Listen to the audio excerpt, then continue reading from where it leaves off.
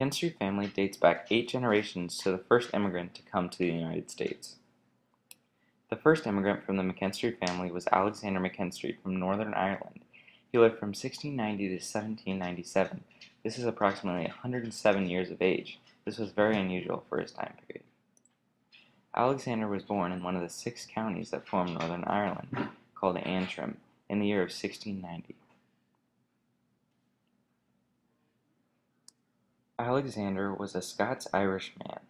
This means his family were Protestants from Scotland who immigrated to Northern Ireland in the 1600s.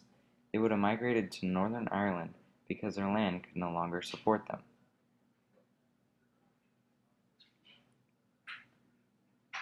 Born in Antrim, Ireland, Alexander grew up on a large plantation in the Northern Ireland county of Antrim.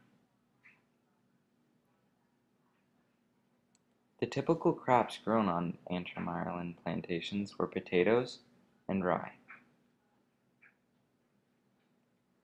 Alexander grew up and eventually married a woman by the name of Mary Samuels in Antrim, Ireland. Mary Samuels was also born in Antrim, Ireland, and she lived from 1695 to 1772. This was approximately 77 years. Alexander and Mary had many children, and they had children at a very late age, as far as in their 50s. This was also very unusual for their time period. During Alexander's time in Ireland, he experienced many problems being a Scots-Irish man in Northern Ireland. One of these problems was the English monarchy. The English monarchy wanted control over Ireland's political and economical system.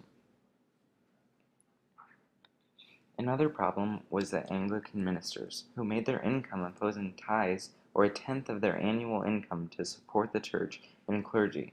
They imposed these tithes on Irish people, Catholic and Presbyterian alike.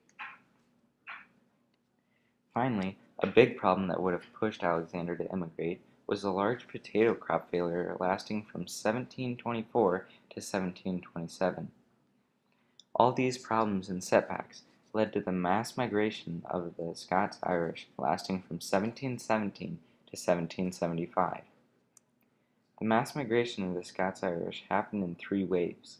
The first and second waves landed in Philadelphia and the Delaware River in Pennsylvania, and the third wave landed past Pennsylvania and into Virginia and beyond.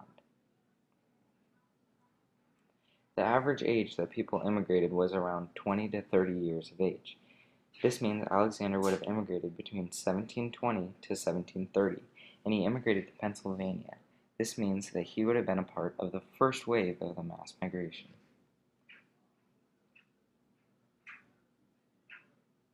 At this time period, America was just 13 colonies under British control, including Pennsylvania.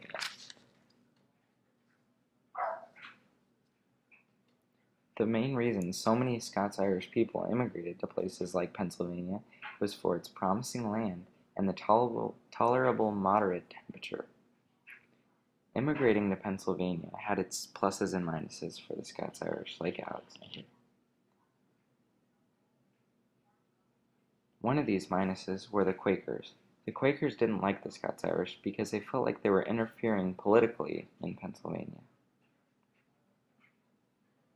By the year of 1770, a fourth of the entire Pennsylvanian population were Scots-Irish. Many of these people became military leaders and lawmakers who helped write the Constitution of the United States and form our fundamental laws. The first immigrant of the McKinstry family, Alexander McKinstry, came to the colony of Pennsylvania searching for a better life and started a future of Scots-Irish descendants like me here in the United States.